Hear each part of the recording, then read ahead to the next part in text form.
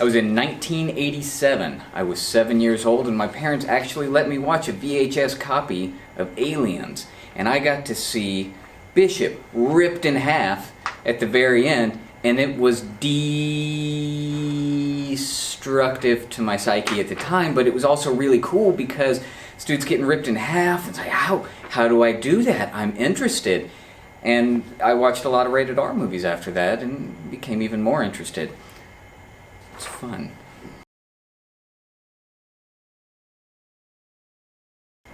That's tough, but I'd probably go with Paul Thomas Anderson, just because he's, in such a short period of time, he's made some of the most influential films that have hit, and every single one of them is a knockout, even from his very first one, Sydney, which is known around the world as Hard 8, all the way up to the most recent, Phantom Thread. Every single one of his films, flawless. I can't get enough of them. Watch them all the time, over and over.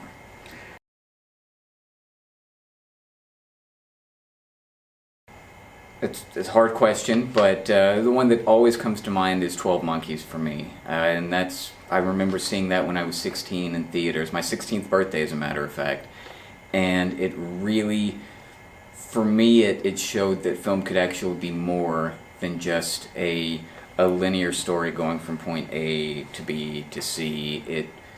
It brought so many different ideas to life for me, and it even more so made me want to be a filmmaker and changed the way that I actually watched films. And I still catch new stuff in it every time I watch it. So, 12 Monkeys.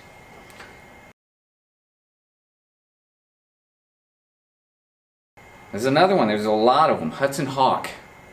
Hudson Hawk is wonderful. That would, without a doubt, be my favorite guilty pleasure, because it's a live-action cartoon, and it shows that, you know, Bruce Willis, even though at the time he was primarily known for Die Hard, even though he did Moonlighting, he was known for Moonlighting as well, but people viewed him as Die Hard action guy, you know, Last Boy Scout and what have you. But it showed that he could still be silly, and it's just a delightful movie.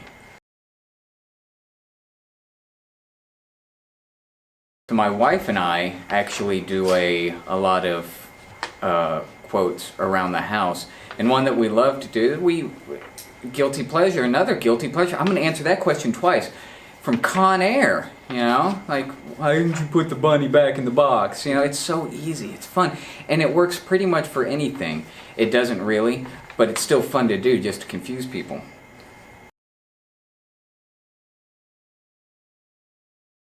I'm on the social medias. Instagram, Sir Didymus is my tag. That's the little yappy dog from Labyrinth. So you can find me on Instagram, Facebook if you're brave, and yeah, there you go.